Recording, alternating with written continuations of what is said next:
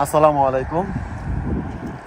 এই যে এই খালি ট্রেগুলা যারা ফালাইছে, সরি আমি টাইনে উঠাইতে পারতেছি না, এটা অনেক পুরোনো তাই টাইনে উঠাইতে পারতেছি না। এই যে খালি ট্রেগুলা যারা পালাইছে তারা হয়তো জানে না এই খালি একটা ট্রে সৌদি রিয়াল প্রায় 5 টাকার মতো বিক্রি করা যায়, যা বাংলা টাকায় 180 টাকা থেকে প্রায় 200 টাকার মতো।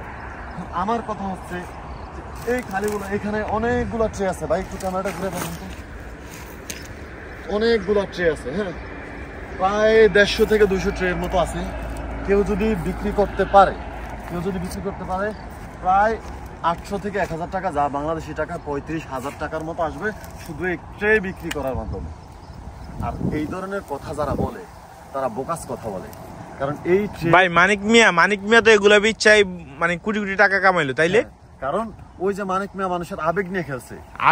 আর কি করছে? চুরিদারি যে করছে, পিঠা যে খাইছে, ওগুলোর কথা তো বলেন না একবার। ওগুলোর কথা তো বলা যায় না।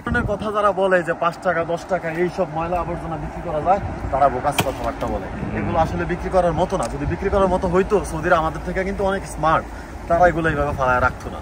ভালো থাকবে।